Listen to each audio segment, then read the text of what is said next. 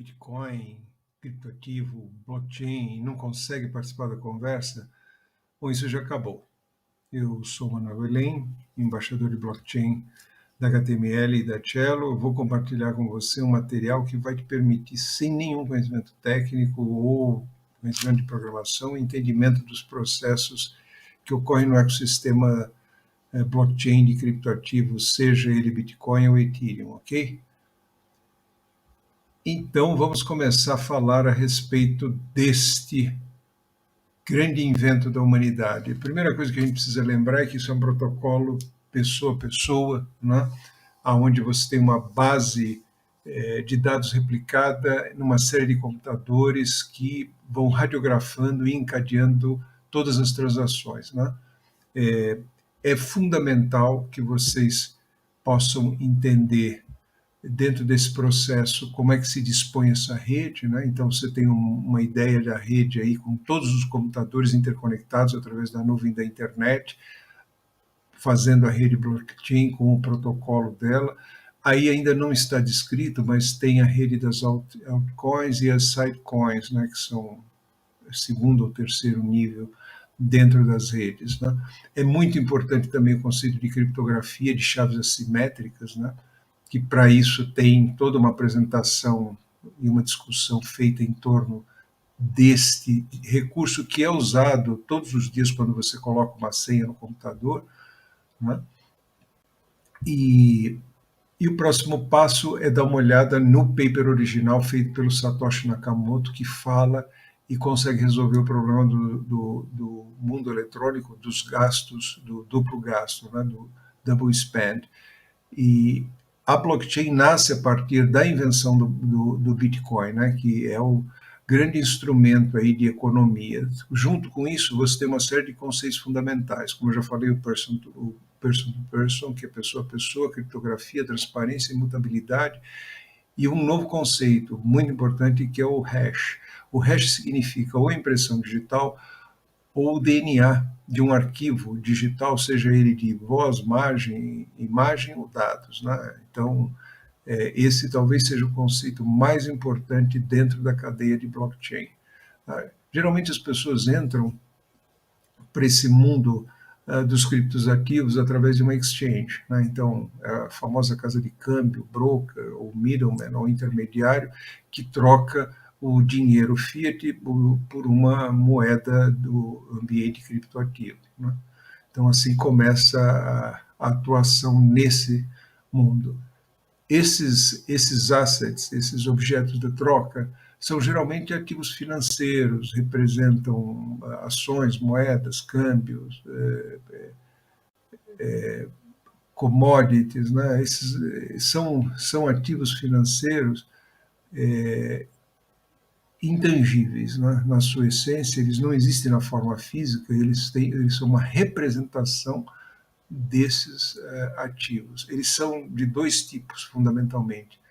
São os coins, que são as moedas, onde você tem o Bitcoin e o Ether como os mais famosos, depois você tem os altcoins, as moedas pareadas, que são os stablecoins, são pareadas com uma moeda fiduciária do mundo real, e as CBDCs, que são as moedas que vão ser criadas pelo Banco Central, como está sendo feito na China. O outro tipo de asset, o outro tipo de ativo são os tokens, né? Os tokens eles se dividem em duas categorias: os securities, que são os tais os ativos que representam aqueles ativos financeiros, as participações e os rendimentos que eu mencionei no início, e os utilities, que têm aí duas subdivisões, né? Aqueles que todo mundo conhece, que é aquela ficha de quermesse, cupom de desconto, documento, certificado, escritura, diploma, e o mais famoso de todos agora, recentemente, são os NFTs, que representam, que são uma representação física de uma obra ou de um objeto digital, ou não, né, assinada digitalmente, seja ela uma música, uma poesia, um selo comemorativo ou um colecionável, né? Essas são as grandes vedetes aí, porque trazem uma solução muito boa para o mundo artístico, né? Bom, esses assets, esses ativos, eles são transacionados dentro de uma determinada cadência, né? Então, são blocos de transações, são registradas, que têm uma sequência temporal, que são que são encadeados dentro de uma sequência temporal, e eles são reproduzidos, todas essas sequências são reproduzidas em todos os nós da rede, né? Então, aqui tem algumas coisas que a gente precisa esclarecer, que é o que é um bloco, o que é um grupo de transações, o que é uma transação genérica, o que contém dentro da transação genérica, que é um conteúdo feito de sanduíche por 2 hashes, né? Esse conteúdo, na verdade, corresponde a um usuário mandando um ativo, assinando digitalmente esse ativo para outro usuário, né? Enfim, e quem representa esse ativo é um hash. No caso do Ethereum, você tem adicionalmente, no lugar do asset, ou junto com o asset, um programa para ser executado, né? Então, essa é a diferença fundamental. Para que isso possa ocorrer dentro dessa rede, você tem FIIs, né, taxas de transação e de remuneração, né? As taxas de transação na Bitcoin e na Ethereum são diferentes, são de ordem diferentes, bem como a remuneração do minerador também são de ordens diferentes. Uma vez que nós já vimos como é que são feitas essas transações e tudo mais, é preciso entender como é que você faz atualização de todas essas máquinas, né, como é que elas entram em consenso. Então, o consenso é feito com pelo menos 51% das máquinas confirmando o hash, que é um hash conveniente, obtido através de mecanismo matemático, né, que a gente chama de prova de trabalho, que é um hash que vai satisfazer uma determinada condição da rede, né? Então, isso tudo fica encadeado. Então, se você olhar um banco de dados da blockchain, é hash em cima de hash em cima de hash, que é o hash do início da transação, em cima do hash do conteúdo, e o hash do conteúdo e da transação anterior, né? Para lidar com isso, para interagir com isso, a interface são as e-wallets, né, que na verdade deveriam se chamar chaveiros, porque as e-wallets são as interfaces clientes que desempenham o papel de conectar o usuário com a blockchain, né? Ela pode ser no papel, pode ser no celular, no computador, em hardware, que é tido como uma das mais seguras, e fundamentalmente a vedete de todas, que é a MetaMask, que é um add-on, que é uma extensão do navegador, para que você possa utilizar o criptoativo em sites que comercializam o criptoativo, que é o caso dos sites que comercializam os NFTs, né?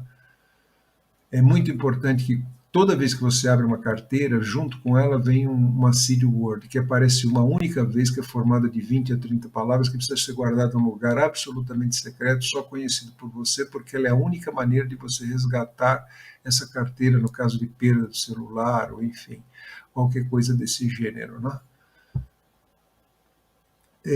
Agora a gente vai falar de uma iniciativa muito interessante que vem com a descentralização da blockchain, que são as finanças descentralizadas, né? São os serviços financeiros que bancos geralmente fazem, que ficaram mais baratos por não precisarem de um intermediário e nem precisarem de uma entidade central.